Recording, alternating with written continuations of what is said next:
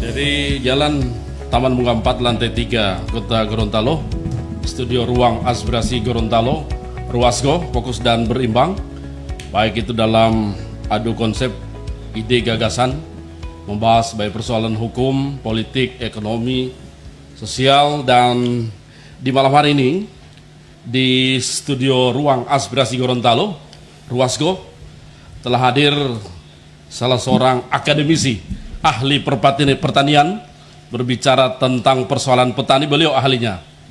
Selama 60 menit ke depan saya akan berdiskusi dengan beliau, dan juga acara ini kami lakukan live stream juga untuk bisa interaktif dengan kami, baik itu melalui Zoom maupun melalui via interaktif WA. Baik, malam hari ini saya dengan Pak Profesor Dr. Insinyur Muhammad Iqbal Bahua. Assalamualaikum Pak. Waalaikumsalam warahmatullahi wabarakatuh. Selamat malam Bung Deno. Malam ya. Pak Prof ini siapa yang tidak kenal dengan Pak Bahua ya. Jadi saya panggil aja Pak Prof Bahua ya, supaya asik diskusinya ini. Karena kami tahu bahwa Pak Prof ini memang selama ini fokus dalam persoalan petani. Bahkan bulan kemarin ini saya membaca di salah satu media bahwa Prof ke salah satu negeri ya. Ini bukan cuma di tingkat nasional, bahkan di go internasional. Nah, 60 menit saya akan berdiskusi dengan beliau dengan tema petani milenial untuk Indonesia maju menuju Gorontalo hebat. Dan tentunya Pak Prof bahwa mengapa harus ada gagasan petani milenial? Apakah ini sangat penting untuk perkembangan pertanian di Gorontalo? Tentunya Pak Prof lebih tahu apa mungkin perbedaan petani biasa dengan petani milenial. Kami persilakan Prof. Ya, terima kasih Bung Deno. Ya. Para pemirsa Ruasgo yang kami hormati, kami cintai. Baiklah, pada malam hari ini kita akan membahas mengenai petani milenial untuk Indonesia lebih maju. Jadi kalau kita berbicara masalah pertanian, kita tidak lepas dari apa yang menjadi permasalahan pangan dan pertanian itu. Ya. Seperti kita ketahui, pertama permasalahan pangan itu adalah pertama mengenai defisit perdagangan subsektor tanaman pangan, hortikultura dan peternakan. Ya. Kemudian yang kedua masalah status kepemilikan lahan, kemudian kemiskinan pedesaan, kemudian pendidikan dan usia petani, Ya. kemudian konsumsi dan gizi dan dampak disrupsi dari adanya perkembangan teknologi di era revolusi industri 4.0. Ya. Kita menitikberatkan pada pendidikan dan usia petani. Ya. Perbedaan dari petani milenial dan petani biasa yang bukan milenial adalah pertama dari segi umur. Ya. Petani milenial itu adalah petani-petani yang lahir pada era industrialisasi, Ya. pada era teknologi informasi seperti sekarang media sosial, media elektronik sudah berkembang. Dan petani biasa adalah orang yang lahir pada era tahun 40-an, 60-an, 50-an, 60-an sampai pada posisi kelahiran tahun 70-an. Ya. Itu bedanya. Kemudian dari segi pendidikan, petani milenial itu minimal mereka sudah mengenyam pendidikan strata 1 atau sarjana. Ya. Sedangkan petani biasa umumnya itu mereka berpendidikan minimal punya ijazah sekolah dasar. Ya. Minimal. Nah, ini yang merupakan kendala dalam penanganan kebutuhan pangan di Indonesia. Oke. Begitu. Dibandingkan dengan negara-negara luar yang sudah mempersiapkan tenaga-tenaga SDM itu dari awal. Seperti itu Bang Deno. Ya. Terus untuk proses bagaimana mereka melakukan pengembangan diri, bagaimana mereka melakukan upaya untuk meningkatkan potensinya, pertama yang harus diperhatikan adalah karakternya. Ya.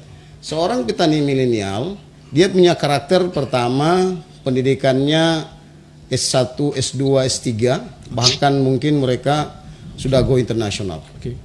Kemudian ada yang disebut dengan kompetensi. Mereka punya kompetensi teknis, kompetensi manajerial, Iya. Dan yang paling pokok adalah kompetensi kepribadian. Iya.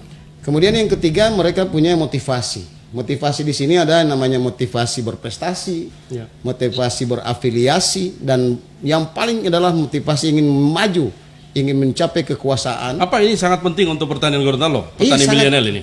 Petani milenial ini bukan cuma untuk Gorontalo, Iya. tapi untuk Indonesia. Iya. Kenapa? Karena yang terakhir dari yang saya sebutkan adalah kemandirian. Iya. Dengan adanya milenial, petani milenial, maka pertanian Indonesia ke depan akan menjadi mandiri. Saya bicara fakta aja Pak Prof. Iya. Ya.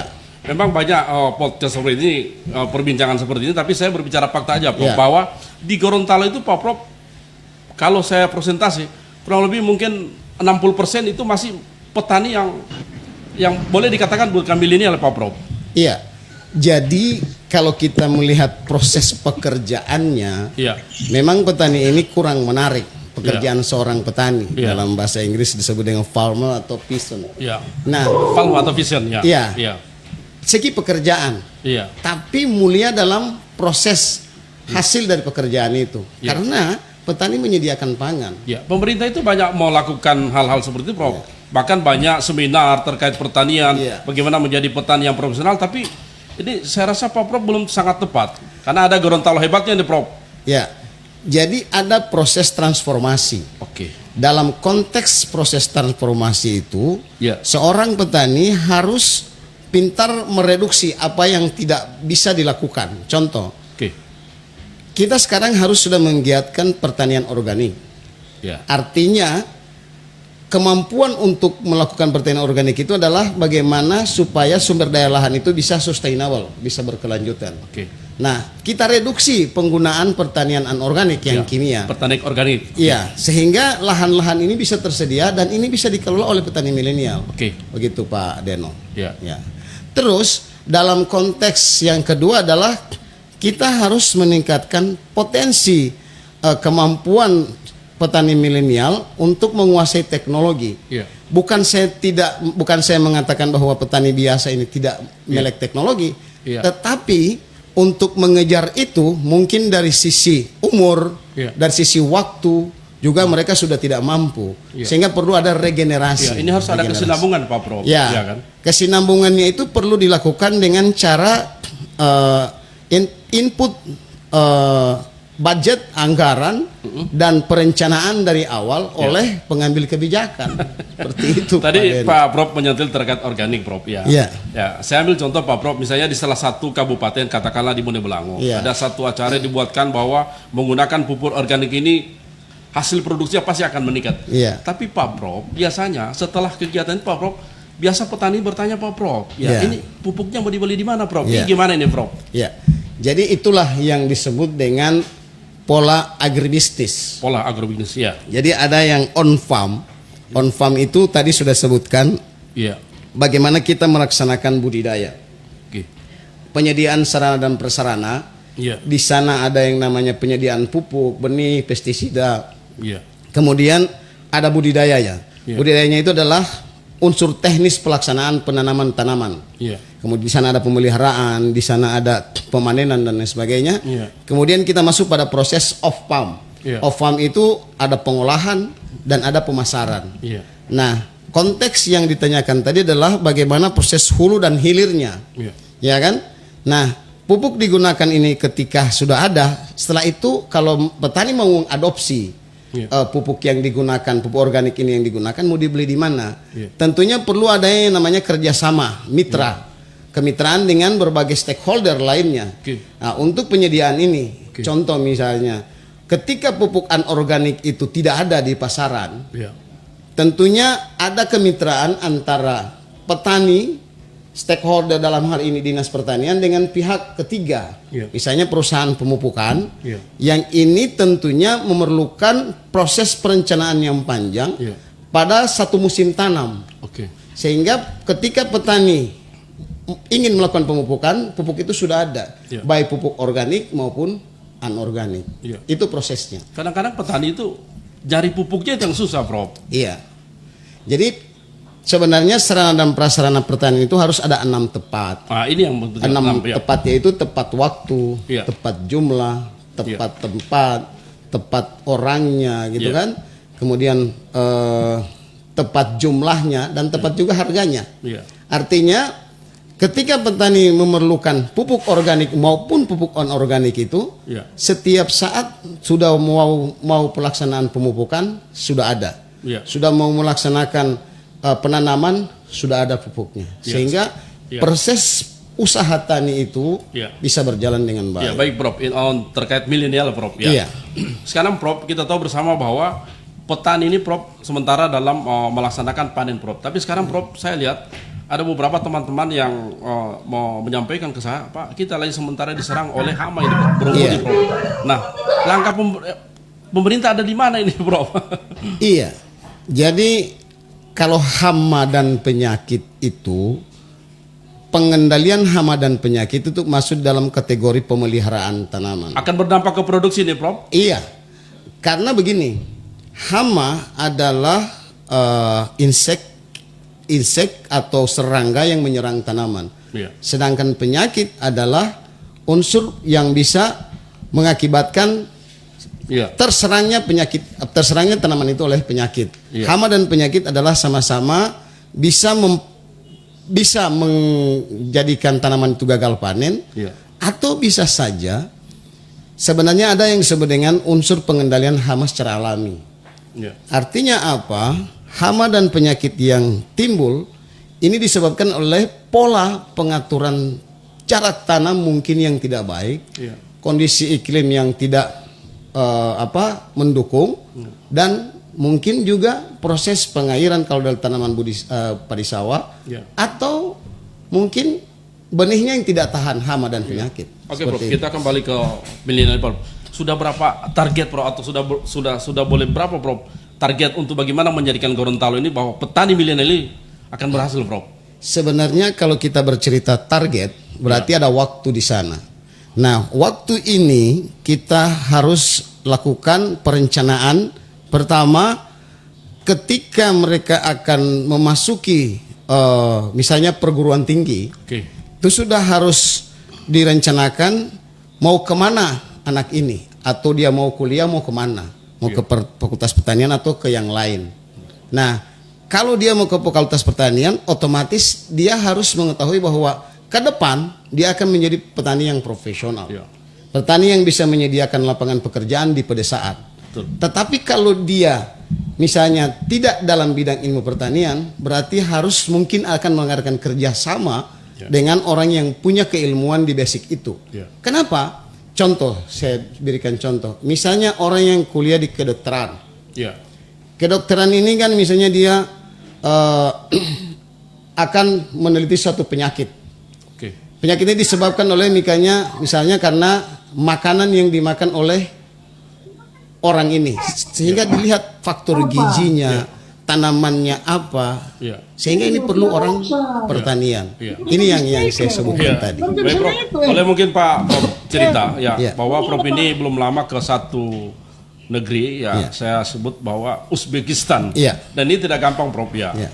Jadi mungkin Prof setelah dari Uzbekistan ada banyak pengalaman Prof dan melihat langsung Iya. apa kemajuan yang ada di sana terkait petani Prof. Iya. Dan masyarakat Gorontalo itu berharap Prof, karena di sini ada Gorontalo hebat Prof, tentunya implementasinya setelah dari negeri Uzbekistan ini Prof. Ya, mungkin cerita sedikit Pak Prof terkait yang ada di Uzbekistan Prof, bedanya antara Indonesia dan Uzbekistan terkait pertanian Prof. Iya. Jadi kalau Sangat jauh Prof ya perbedaannya. iya, Uzbekistan itu kan salah satu negara pecahan Uni Soviet. Oke. Dia baru 32 tahun, dari tahun 1991 dia memisahkan diri dari Berapa hari di Rusia. Uzbekistan, Prof? Saya ada kurang lebih 5 hari di Wah, sana. luar biasa Iya. Prof. Ya, iya. Jadi potensi pertanian di Uzbekistan itu sangat berbeda dengan kita. Ya. Karena kita berada pada empat iklim, di sana mereka berada pada iklim subtropik. Artinya sana hanya ada 2 musim. Musim panas dan ada 4 musim. Ya. Ada musim panas, kemudian ada musim gugur, salju dan lain sebagainya. Oke. Nah, konteks di sana adalah mereka memerlukan bahan-bahan pangan dari Indonesia seperti padi. Di sana milenial juga Prof. Yang mengelola lahan itu semua milenial Wah, luar biasa. Iya. dan mereka berdasi. Oke. Kenapa disebut berdasi? Yang melakukan pekerjaan di lapangan adalah bisa disebut dalam tanda kutip buruh tani. Ya. Tetapi buruh tani ini tidak sama dengan kita sudah penuh becek dan lain sebagainya. Mereka menggunakan alat dan mesin. Alat dan mesin dari pra panen sampai pasca panen. Dan petani milenial itu mereka merencanakan berapa bibit yang akan dipakai, berapa pupuk yang akan dibutuhkan. Ketika akan terserang hama, berapa pestisida apa yang mau dipakai, sudah disiapkan semua. Tanaman apa yang dilihat di usaha? Di sana kebanyakan misalnya kapas. Oke, kapas. Kemudian ada nenas. Iya. Kemudian ada tanaman seperti brokoli dan lain sebagainya, asparagus, semua ada di sana. Dan ini merupakan mereka mencontoh sebenarnya Indonesia, karena pada tahun 2004, 2005, 2006 itu Badan Penyuluhan Pertanian itu sudah mengirim beberapa teknik tenaga penyuluhan ke sana untuk membudidayakan tanaman yang saya sebutkan tadi. Iya. Sehingga mereka sudah sebenarnya sudah belajar di Indonesia, tetapi hari ini pertanian mereka bukan saya katakan lebih maju, tapi lebih mengedepankan bagaimana pangan itu tersedia sama Jadi mereka. Prof, rencananya di Indonesia, ya khususnya misalnya di lokalan di daerah Gorontalo, Prof akan lakukan ini, Prof? Iya, sebenarnya kita untuk mensuplai ada yang disebut dengan proses apa dulu, kita sambil belajar dan kita melakukan proses bagaimana tanaman itu bisa sampai ke sana. Yeah. Nah, studio diusahakan oleh petani kita, misalnya tanaman kentang.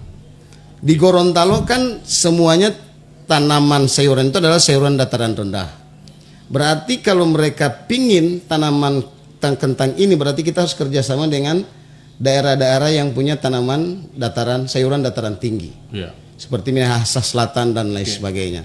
Nah, bagaimana pola kemitraan itu bisa dilakukan sehingga kita bisa menyediakan konsumsi untuk orang-orang di Uzbekistan. Iya. Seperti itu. Jadi ada namanya supply ke sana dan bagaimana kita mendapatkan proses supply itu sehingga Gorontalo bisa dijadikan lumbung pangan untuk Uzbekistan. Iya. Jadi kita jangan hanya semata-mata terpaku pada tanaman pangan misalnya jagung, tetapi harus ada multiple cropping. Jadi misalnya gini, tanaman jagung bisa dikatakan tanaman utama. Tetapi kita bisa menanam tanaman yang lain, misalnya kita nenas. Nenas itu di sela-sela tanaman nenas kita tanam yang namanya tanaman jagung atau tanaman cabai. Sehingga pada satu lahan, 1 hektar, kita ada 3 tanaman, nenas, cabai, dan jagung. Itu namanya multiple cropping. Unsur hara yang dibutuhkan oleh nenas berbeda dengan unsur hara yang dibutuhkan oleh jagung. Dan berbeda pula dengan unsur hara yang dibutuhkan oleh cabai. Begitu juga hama yang menyerang, berbeda. Sehingga kita multifungsi di situ, memerlukan berbagai macam keilmuan. Dan ini ada di petani milenial. Ya, ini yang harus dilakukan Pak Prof. Iya. Mungkin rencana setelah dari Uzbekistan apa? Mungkin ada master plan yang sudah dilakukan oleh Pak Prof terkait saya bisa lakukan yang di Uzbekistan di Gorontalo. Iya. Jadi yang pertama, kalau ini tidak berhasil, Prof, kemungkinan yang tadi dikatakan Gorontalo hebat ini, Prof. Ya, itu akan tinggal nama kan. Iya. Jadi saya sebenarnya sekarang ini sedang membina kurang lebih ada 20 orang dalam satu kelompok tani dalam budidaya tanaman nenas. Iya. Karena di sana tanaman nenas itu diperlukan. Contoh steknya, kemudian buahnya di Uzbekistan. Karena mereka masih skala kecil. Jadi mereka butuh. Tapi yang saya bina ini baru sekitar budidaya dan pemasaran, pengolahannya belum. Misalnya nenas jadi selai, nah itu belum. Jadi baru budidaya. Baru budidaya dan pasar. Itu yang saya kelola sekarang. Pengelolaannya belum. Belum. Pengolahan. Belum. Ya. Jadi tanaman nenas itu dari akar sampai daunnya itu dia berguna. Iya. Misalnya daunnya bisa jadi benang, akarnya bisa jadi obat. Iya. Nah, dia tumbuh kurang lebih 9 bulan dan pertumbuhan tanaman itu tahan sampai 4 sampai 5 tahun. Iya. 1 kali tanam itu. Iya. Dan kita panen terus. Kalau sudah 9 bulan kita panen terus. Berarti kalau kita tanam jagung 9 bulan nanas tumbuh kita bisa 3 kali. Jadi panen sementara jagung. Pak Prof rancang ini, Pak. Saya sementara rancang dan sementara ada 2 hektar di kota Gorontalo dan ada kurang lebih 20 hektar di Kabupaten Gorontalo. Iya. Itu yang pertama. Yang kedua, dari pengembangan SDM, kita akan nantinya akan buat konsorsium Iya. di bidang pertanian. Iya. Nah, kita akan melibatkan berbagai perguruan tinggi, Iya. baik tinggi negeri maupun swasta, siapa yang mau, Iya. yang berkeinginan untuk mengembangkan potensi diri, potensi desa, Iya. sehingga mahasiswa ini siap Iya. untuk menjadi seorang agroteknopreneurship atau petani yang berwirausaha, sehingga mereka setelah lulus mereka sudah bisa belajar dari masyarakat. Iya. Nantinya mereka juga tahan akan guncangan di Iya. bisnis, dan pengalaman itu akan menjadi dasar bagi mereka untuk mengembangkan pertanian, baik itu tanaman pangan, hortikultura maupun peternakan dan Ya perikanan. ini harus jadi Pak Bro, karena tadi Iya. Pak Bro menyinggung konsorsium. Ya. Ya 2 hari kemarin kita sempat di acara Bedabugo Bro. Iya. Dan Wakil Ketua DPD Pak Bro, Bapak Rahmat Gobel selalu menyentil terkait persoalan pertanian Bro. Iya. Karena ini merupakan tulang punggung daripada bagaimana daerah kita maju ya. Iya. Saya boleh ambil contoh Pak Bro bahwa daerah kita ini sementara masih termasuk dalam peringkat kelima ya Pak Bro, Ya. termiskin ya. Ya. Berarti boleh saya katakan bahwa petani ini Bro mungkin dalam tanda kutip Bro ya. Silakan Ya. Bro. Ya, jadi apa yang kalau kita menyahuti apa yang diinginkan oleh Wakil Ketua DPR atau katakanlah Gorontalo Ya, pada keinginan beliau umumnya. seperti Gorontalo Iya. hebat itu Bro. Iya, Gorontalo hebat, Gorontalo maju 2051. Iya. Pertama yang harus kita lakukan adalah fokus pada pembangunan pertanian. Jangan sampai gagal konsorsium Iya. Bro. Makanya saya melakukan konsorsium, mendirikan konsorsium itu pertama adalah bagaimana perguruan tinggi ini yang punya SDM, Iya. yang punya SDM di bidang pertanian Iya. itu, ilmunya kita salurkan pada masyarakat. Iya.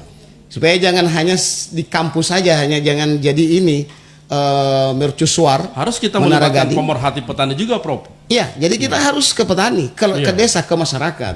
Iya. Seperti itu, sehingga ilmu kita ini digunakan baik oleh masyarakat. Dan itu kita transformasikan melalui mahasiswa. Iya. Mahasiswa akan ikut namanya Merdeka Belajar Kampus Merdeka misalnya untuk membangun desa. Iya. Mereka di sana kurang lebih 3 sampai 4 bulan bekerja Iya. dengan masyarakat, apa yang menjadi masalah dan masyarakat apa yang menjadi masalah di masyarakat, Iya. kendala apa mereka pecahkan. Jadi harus jadi Bro karena Iya. ada dukungan penuh dari Wakil Ketua DPR RI. Iya, kemarin Pak kami Gobel, ya. dengan berbagai unsur perguruan tinggi sudah melakukan rapat Iya. dan menghasilkan konsorsium itu. Sudah Insya Allah- terbentuk Bro ya. Sudah, dan setelah tanggal 6 ini sudah prosesnya sudah selesai Iya. dan tinggal menunggu eksekusi di tingkat pusat.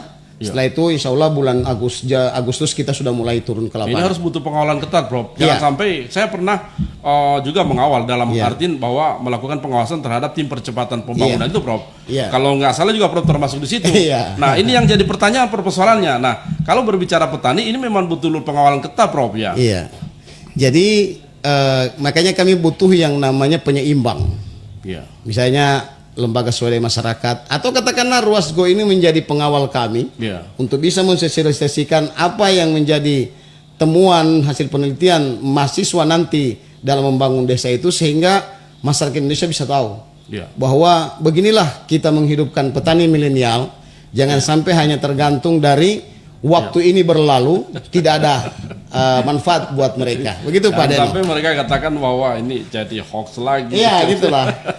Baik Pak Prof, kita akan melayani interaktif lewat Zoom yang sementara mengikuti diskusi kami dengan Prof Pak Muhammad Iqbal, akademisi dan ahli pertanian. Kami buka dulu 3 penanya. Ini bisa dalam komentar dan juga pertanyaan langsung ke Pak Prof. Kami persilakan. Halo.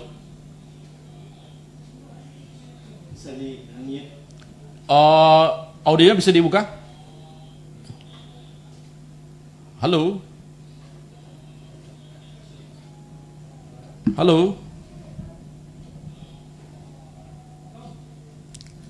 Ya.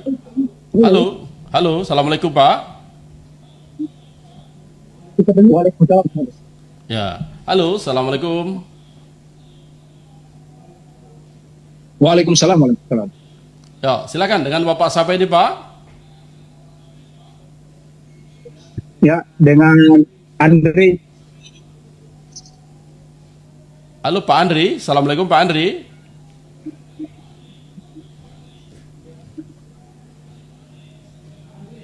Ya, Pak Andre di Bolango. Oh iya, Sabila. silakan. Silakan Pak Andri. Baik pertanyaan maupun komentar. Langsung aja ke Pak Prof Pak Andri. Ya, baik. Ya, terima kasih. Pertanyaan saya langsung saja. Ya. Ada 2 poin kepada data BPS per bulan Februari 2023. Tercatat sedikitnya ada kurang lebih 40,69 juta petani di Indonesia. Ya. Nah, untuk kalau tercatat juga data BPS ada kurang lebih 3,95 juta atau 21,9% itu data petani milenial di Indonesia. Oke. Di Indonesia, sehingga beberapa terobosan yang ingin disampaikan oleh Pak Prof terkait Gorontalo Hebat 2051. Untuk Gorontalo sendiri ditargetkan di 5 tahun mendatang sampai di 5 tahun mendatang sampai di 2051 itu bisa mencapai berapa jumlah petani milenial. Milenial ya. Kemudian yang kedua, pertanyaan saya yang kedua adalah bahwa kita ketahui bersama tentunya tidak sangat dekat dengan yang namanya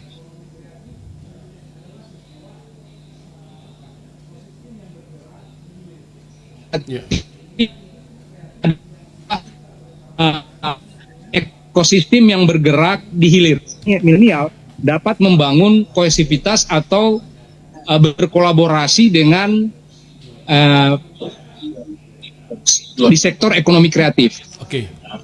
Kira-kira langkah-langkah strategis apa, terobosan apa dalam program Gorontalo Hebat, Ya. Pak Prof telah merencanakan untuk terjadinya ekosistem perpaduan antara petani milenial dan ekonomi kreatif yang bergerak dalam proses bagaimana packaging, bagaimana membranding produk Oke. seperti padi premium. Ini kan sebenarnya Gorontalo ini kita banyak hasil-hasil sawah kita ini yang premium sebenarnya, Iya, tapi oke. karena kurang disentuh oleh ekonomi kreatif, Ya.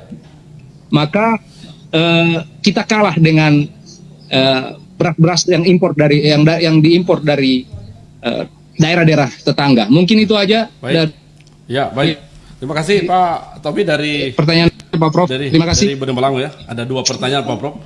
Kita 3 penanya dulu Prof ya. Supaya Iya, sekali dijawab Prof. Ya, kami persilakan di belakang Pak Tommy yang tadi baru masuk. Assalamualaikum.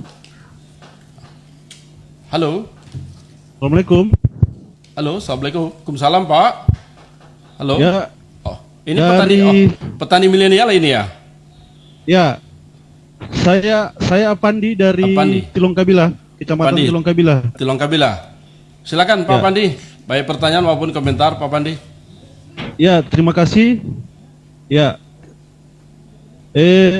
Saya ingin bertanya, kebetulan saya juga dengan teman-teman juga pernah mendirikan sebuah komunitas kawan pangan yang ada di Provinsi Gorontalo. Nah, kami sangat fokus di isu-isu tentang kedaulatan pangan dan ketahanan pangan di provinsi. Ya. Kemarin juga kita sempat ikut dengan satu lembaga nasional namanya Lingkar Tebu Kabupaten Lestari. Nah, kami sempat juga menawarkan sebuah tulisan yang kemarin sudah diresmikan oleh Pak Nelson. Ya. Kami fokus di pangan. Nah, pertanyaan saya dan teman-teman yang saya wakili, Ya. sejauh mana kebijakan pemerintah provinsi dan daerah kabupaten kota dalam menumbuh kembangkan tentang pangan lokal. Karena sejauh ini kami lihat belum ada pemerintah setempat yang sangat serius untuk bagaimana mengembangkan sebuah kebijakan untuk mempertahankan bahkan melestarikan sebuah pangan lokal, karena ini sudah hilang. Dan menurut kami petani milenial itu seharusnya dimulai dengan bagaimana menumbuhkan pangan lokal yang sampai hari ini sudah hilang di pasar pangan itu sendiri. Iya. Yang kedua, kami menilai juga bahwa merosotnya produksi pertanian yang ada di provinsi karena ada lahan zonasi pertanian yang itu sudah dialih fungsikan jadi bangunan dan tempat-tempat industri lain, Ya. sehingga ini merosot jadi Ya. hilangnya produksi pertanian. Oke, menurutnya produksi. Nah. Oke. Ya, kira-kira bagaimana solusinya Pak Prof? Kami butuh pencerahan juga. Terima kasih. Oke, Assalamualaikum makasih warahmatullahi Bang wabarakatuh. Pandi dari Tilong Kabila. Oke, satu penanya lagi. Kami persilakan.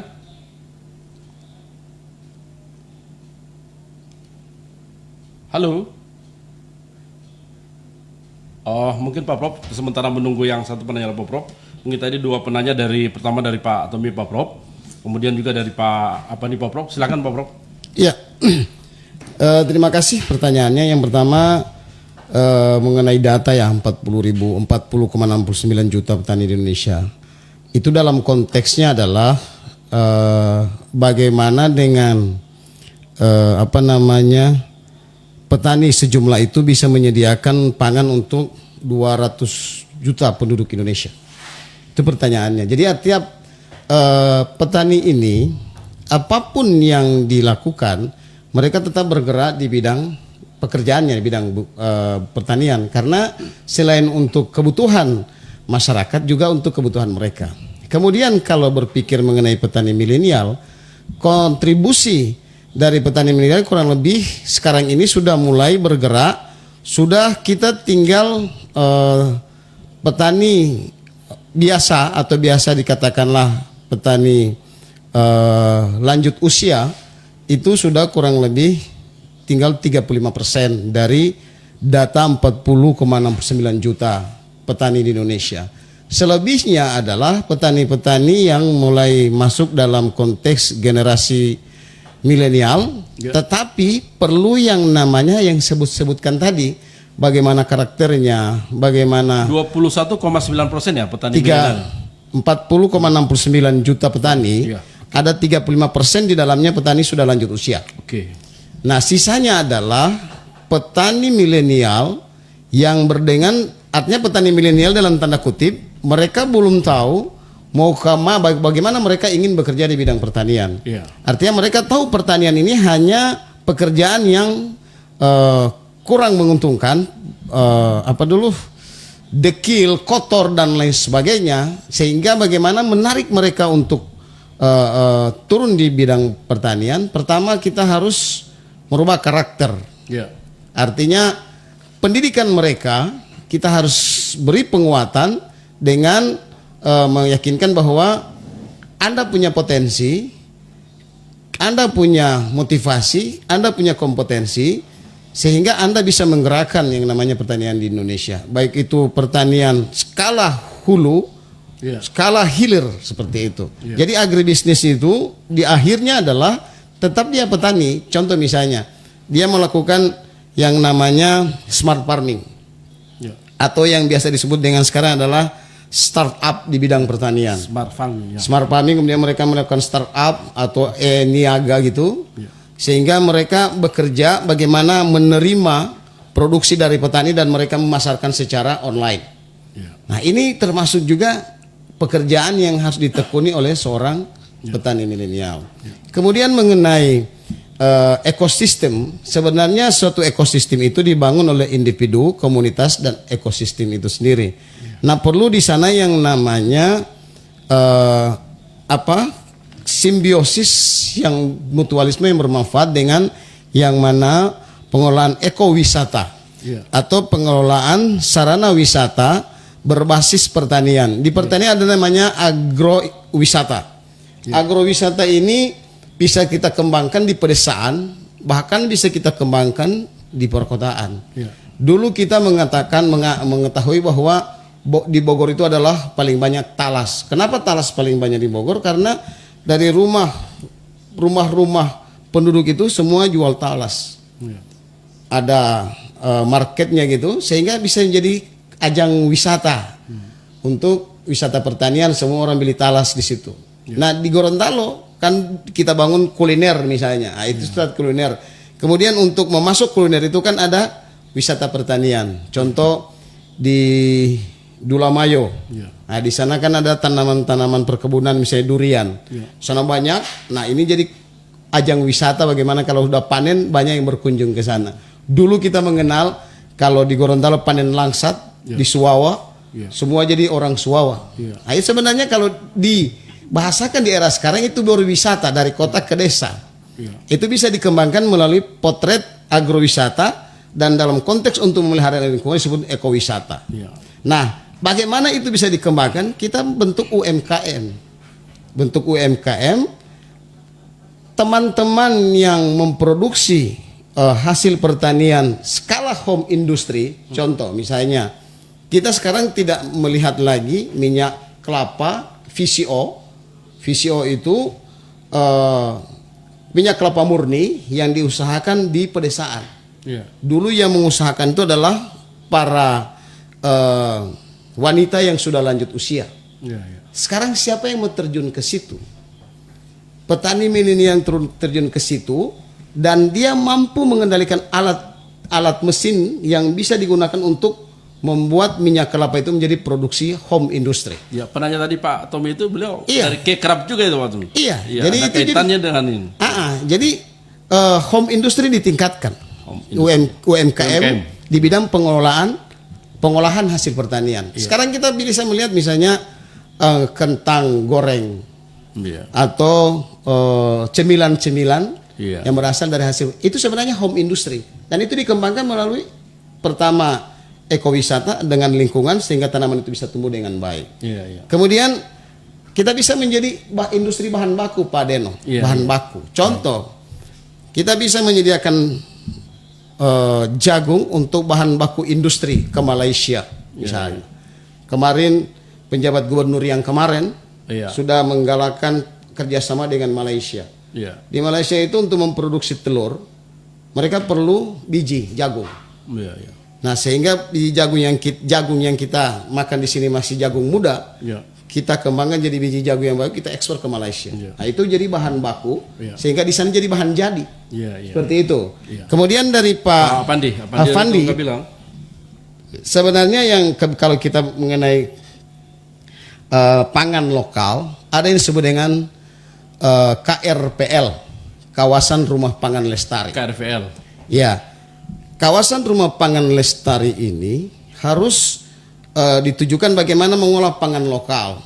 Pangan lokal itu yang kita lakukan adalah bagaimana misalnya di Gorontalo ubi, singkong, jagung itu sendiri, kemudian tanaman sayuran yang lebih dekat dengan masyarakat misalnya terung, kangkung dan lain sebagainya. Pangan lokal di sini dalam konteksnya bagaimana dia cepat ada ketika kita butuh. Dan itu tidak perlu lagi kita beli sebenarnya. Di lahan kita di pekarangan sudah bisa kita buat. Dulu kita ada namanya tanaman bumbu dalam pot dan lain sebagainya. Mau beli cabai kalau hanya untuk kebutuhan rumah tangga di depan rumah di halaman pekarangan sudah bisa. Kemudian itu kalau kita kebijakan pemerintah yang keluar itu adalah pertama kawasan Rumah Pangan Lestari. Kemudian kalau berhubungan dengan alih fungsi lahan, kita di pertanian itu ada namanya intensifikasi. Bagaimana ketika lahan ini tidak ada, kita lakukan introduksi dengan teknologi. Lahan dengan yang sempit, dengan penggunaan pupuk organik yang bagus, dari tadinya dia menghasilkan 2 ton, bagaimana dia bisa berkembang dengan sampai 4 ton dengan introduksi teknologi pemupukan atau penggunaan benih yang dari 2 ton ke 4 benih ton. hibrida atau benih bersertifikat atau benih berkualitas. Itu intensifikasi.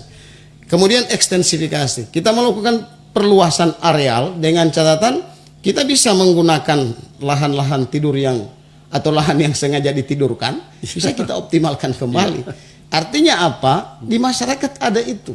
Ya. Nah, sehingga ini perlu intervensi pendidikan kepada petani milenial Itu tadi. banyak Prof, lahan ditidurkan Iya. Prof ya. Kemudian yang terakhir adalah diversifikasi. Kita punya lahan hanya 1 hektar. Bagaimana lahan itu 1 hektar dikelola oleh misalnya 20 orang dalam suatu sistem corporate farming, 1 hektar berarti ada 20 hektar. Bisa mencukupi kebutuhan pangan di daerah itu, sehingga butuh diversifikasi. Jangan jagung kita makan jagung saja. Jagung bisa kita buat minyak jagung. Jagung kita bisa buat tepung jagung. Nah, ini berkolerasi dengan pertanyaan dari Pak Andre tadi, home industry. Seperti itu. Kelapa, jangan hanya dijual dalam bentuk parutan kelapa, tapi minyak kelapa. Kemudian tepung kelapa dan lain sebagainya. Itu namanya diversifikasi pangan. Ada value added, ada nilai tambah dari hasil pertanian. Seperti itu Pak Deno. Diversifikasi pangan ya. Iya. Jadi ada 3, intensifikasi, pengembangan input teknologi.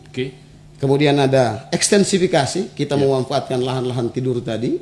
Dan ada diversifikasi, penganekaragaman pertanian, penganekaragaman hasil pertanian. Ada value added, nilai tambah dari hasil pertanian ini. Baik. Mungkin ada yang lewat Zoom, silakan. Yang sementara bersama dengan kami dari Ruang Aspirasi Gorontalo dalam membahas tema, kita sesuai tema bahwa petani milenial untuk Indonesia maju menuju Gorontalo hebat. Silakan Pak. Ya, terima kasih. Ya. Assalamualaikum. Waalaikumsalam. Halo, assalamualaikum. Izin Pak, assalamualaikum. Waalaikumsalam. Ya. Dengan Bapak siapa Pak? Rizky Ibrahim Pak. Oke, langsung aja Pak dengan Pak Prof. Langsung aja Pak Rizky.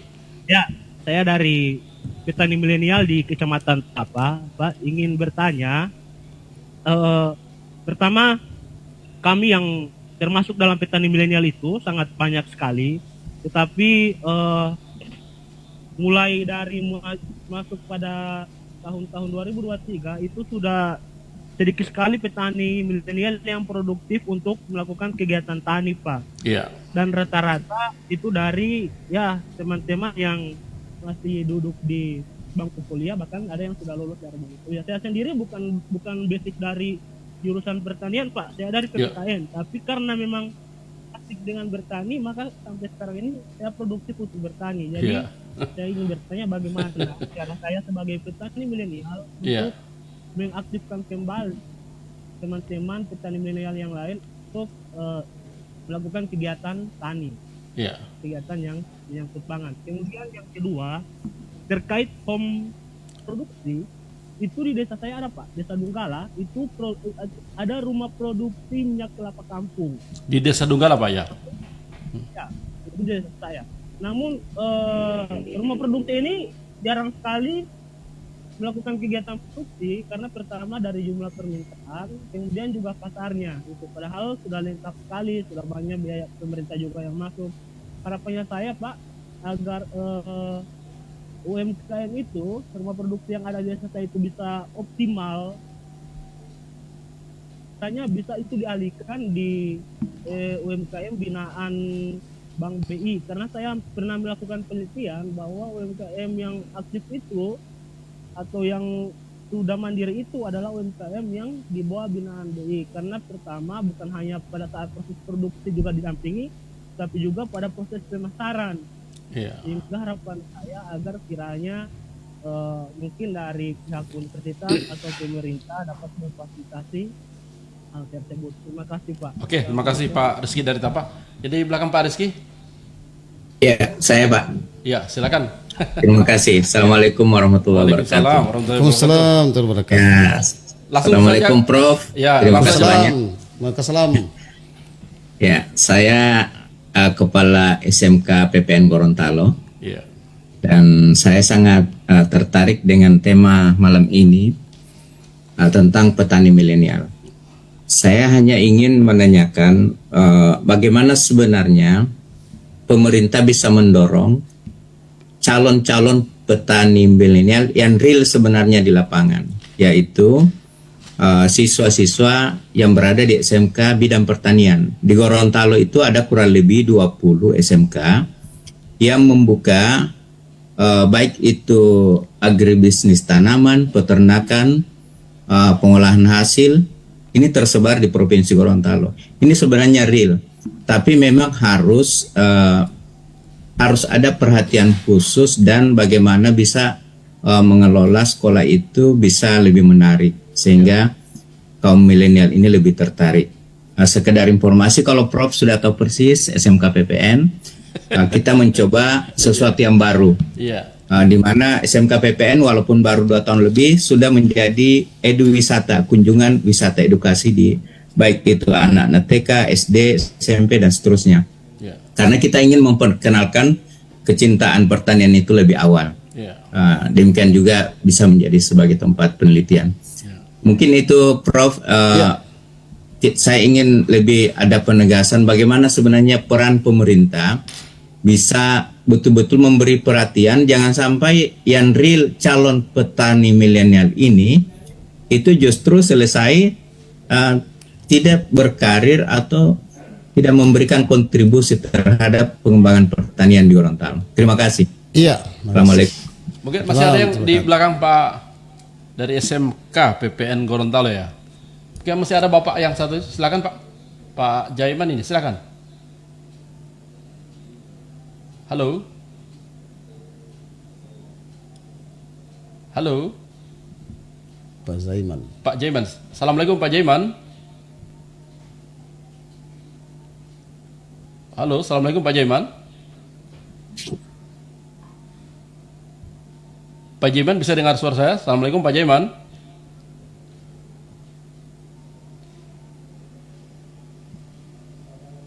Pak Zaiman.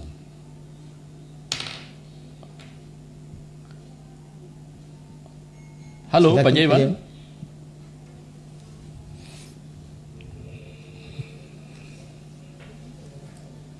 Pak Jaiman, assalamualaikum Pak Jaiman. Tolong audionya Pak Jaiman, Pak audionya.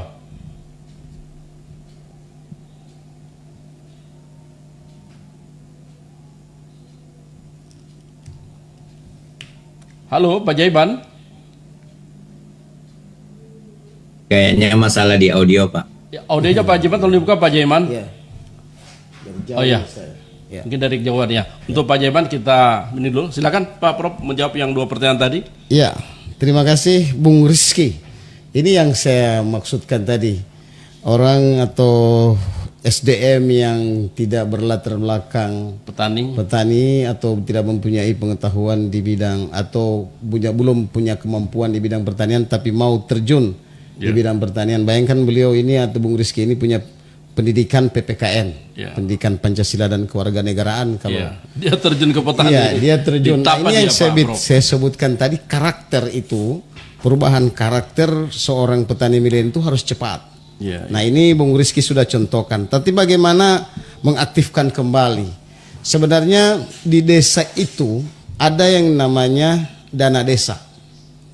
Kalau kita bercerita tentang kesana dana desa, itu cukup digeser sedikit ke pengembangan pemuda yang basisnya di sana adalah petani milenial atau anak-anak milenial.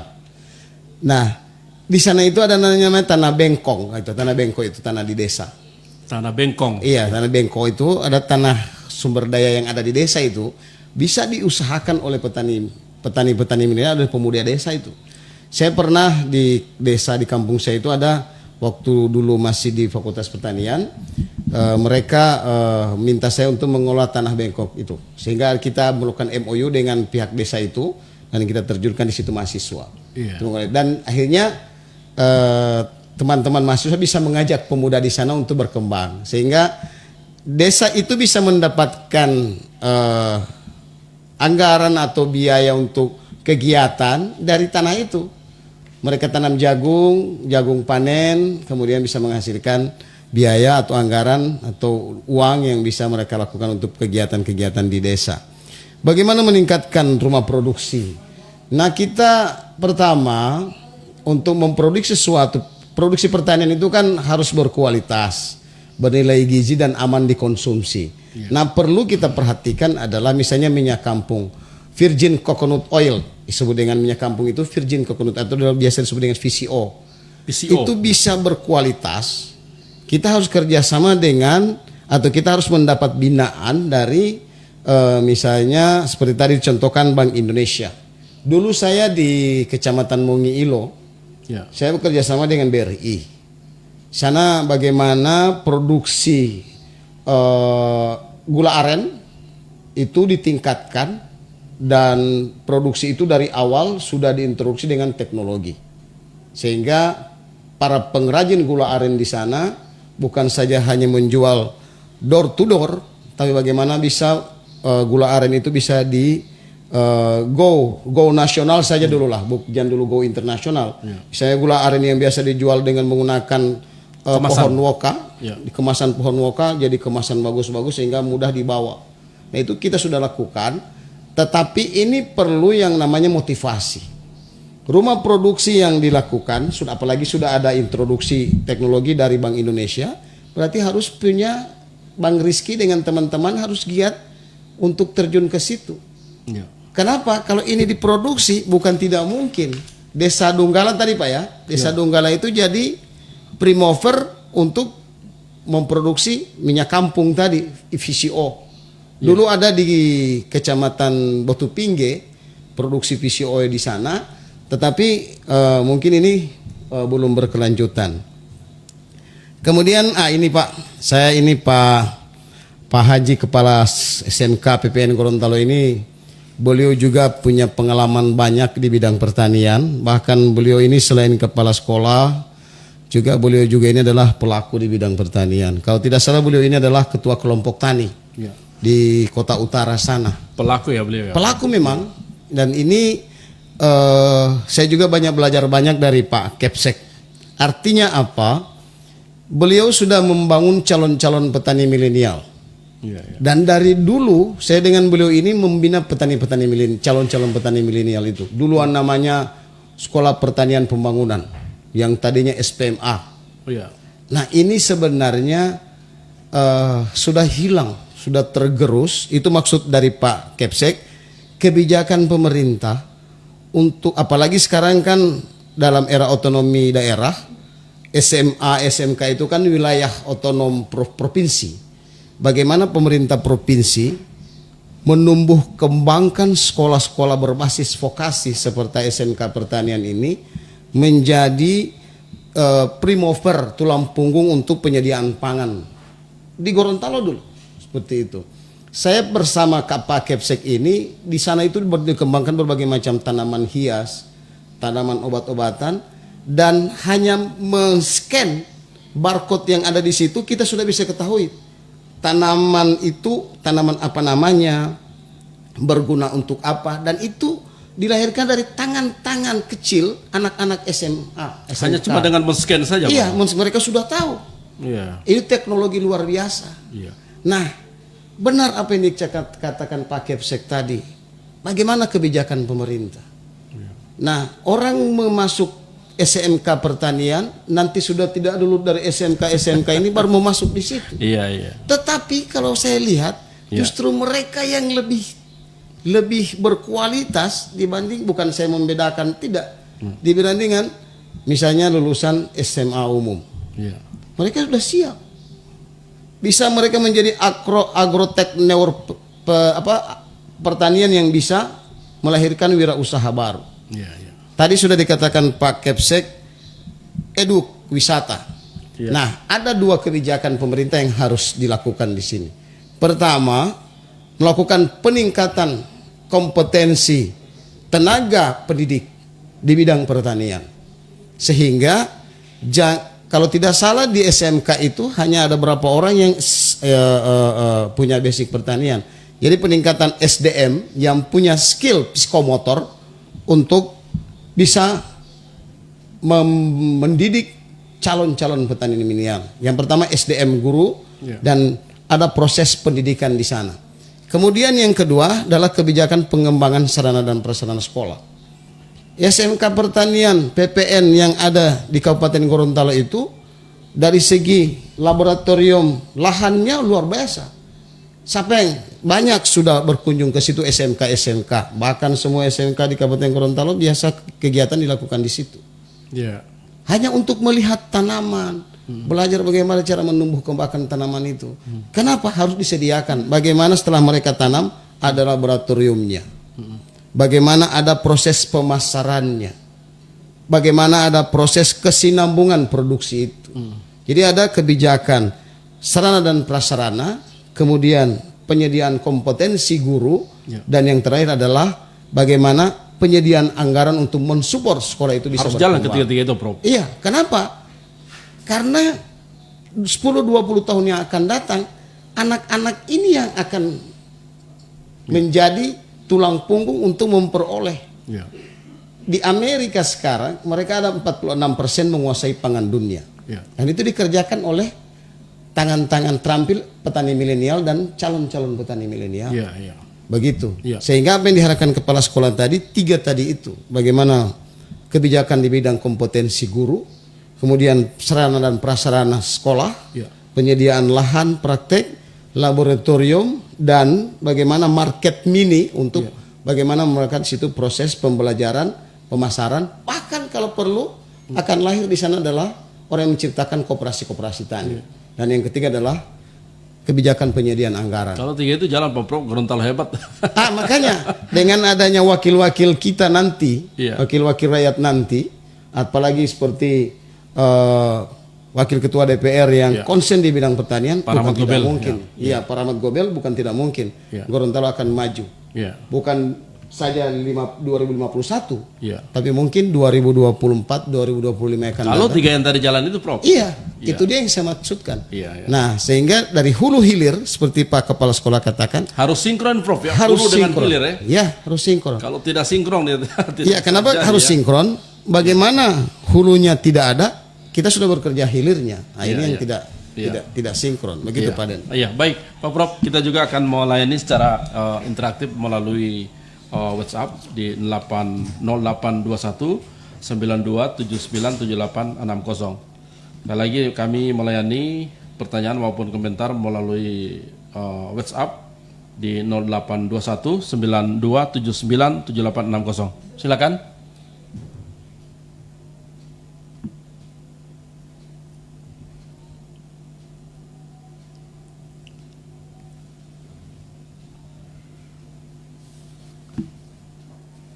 No 082192797860. Baik, kalau tidak ada yang masuk di telepon melalui WhatsApp, kita lanjutkan Pak Prof. Mungkin yang di akhir-akhir diskusi kita Pak Prof, harapan-harapan Pak Prof dan target-target utama Pak Prof, apalagi sudah ada konsorsium Pak Prof ini. Iya. Mungkin dalam waktu dekat akan menuju ke Jakarta Pak Prof ya. Iya. Untuk menyampaikan misi dan konsepnya. Yang saya berharap Pak Prof jangan sampai itu akan sama nasibnya Pak Prof seperti tim percepatan Pak Prof.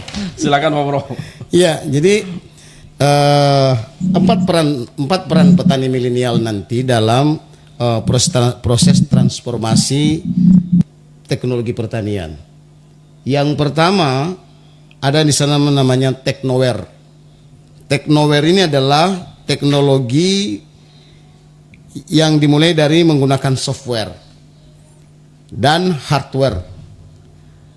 Petani milenial harus mampu mengaplikasikan misalnya drone, misalnya robot, misalnya sensor dan lain sebagainya yang dalam konsepnya adalah pengembangan teknologi informasi dan komunikasi. Sehingga akan tercipta yang namanya artificial intelligence.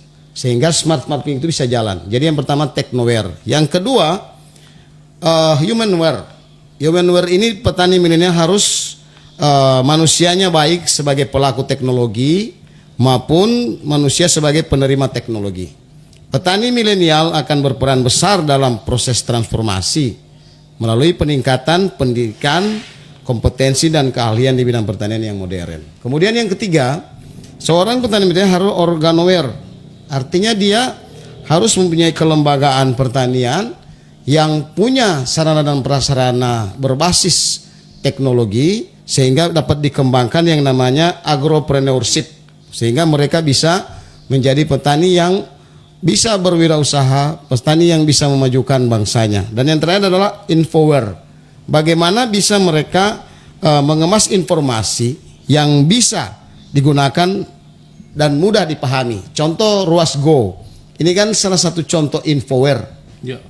Bagaimana Ruas Go ini bisa menyambung lidah rakyat untuk mensosialisasikan hasil-hasil pertanian, mensosialisasikan atau mendiseminasikan hasil penelitian para akademisi. Ya. Kemudian bagaimana bisa menyambung lidah rakyat melalui wakil-wakil rakyat, Ya. sehingga petani itu atau masyarakat itu bisa mampu mengetahui dari segi bukan tataran teori tapi segi tataran prakteknya. Ruang aspirasi Gorontalo. Ya, fokus dan berimbang. Akan kerjasama dengan konsorsium Prof. Gitu. Ini yang saya mau menuju ke sana. Iya. Makanya saya katakan tadi dalam konsorsium nanti itu ada berapa perguruan tinggi, Prof?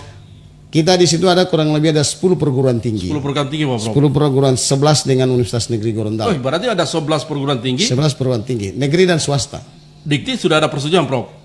Insya Allah hari Senin besok kami akan ke lembaga layanan pendidikan tinggi. Iya. Untuk berdiskusi hari itu. Iya. Dari Asosiasi Perguruan Tinggi Swasta seluruh Indonesia, APTISI namanya. APTISI. Asosiasi Perguruan Tinggi Swasta Gorontalo sudah setuju. Iya. Dan tinggal bagaimana kita berdiskusi langsung dengan lembaga layanan pendidikan tinggi sebagai perpanjangan tangan dari Kemenristek-Dikti yang ada di Gorontalo. Sehingga itu kami mohon doa restunya dan kami minta pendampingan dari Ruas Go sebagai penyeimbang dalam kegiatan kami nanti. Insya Allah, Bung Den. Iya, baik Pak Prof. Yang terakhir Pak Prof, mungkin yang lebih terakhir lagi Pak Prof, kira ada himbauan Pak Prof yang lebih terakhir sekali Pak Prof. Ya, jadi yang pertama yang perlu kita lakukan, yang terakhir adalah bagaimana kita mengembangkan kompetensi dan knowledge dari seorang petani milenial dari segi mereka punya kesadaran dulu, interest. Artinya apa? Untuk mengadopsi sesuatu harus punya interest dulu. Dalam konsep mereka sadar bahwa misalnya seperti dikatakan Pak siapa tadi penelpon dari Tapa, lahan pertanian semakin sempit. Ya, Pak Rizky. Iya, kemudian zaman semakin berkembang sehingga orang sudah mulai pakan pertanian. Nah, bagaimana kompetensi kepribadian seorang petani milenial itu kita gugah untuk mereka bisa terjun langsung di situ. Apakah terjun dalam konteks pertanian primernya harus turun ke sawah, turun ke ladang. Ada pada konteks pertanian sekunder atau tersiernya. Misalnya di sekunder bagaimana dia turun di pengolahan hasil. Kemudian di tersiernya bagaimana dia bisa turun di pemasaran dan lain sebagainya. Ini namanya konteks petani milenial. Artinya kita mengharapkan kepada petani yang berjiwa Pancasila ini untuk menekan untuk lebih mendekatkan diri ke pertanian, karena ke depan kita akan mengalami krisis global, krisis pangan global yang salah satu diantaranya adalah karena krisis SDM. Jepang hari ini krisis SDM karena mortalitas hidup di sana sudah mulai kurang. Indonesia ada bonus demografi. Kita banyak penduduk sehingga banyak melahirkan tenaga-tenaga pemuda yang berkualitas untuk Indonesia. Jepang mengekspor sekarang mereka.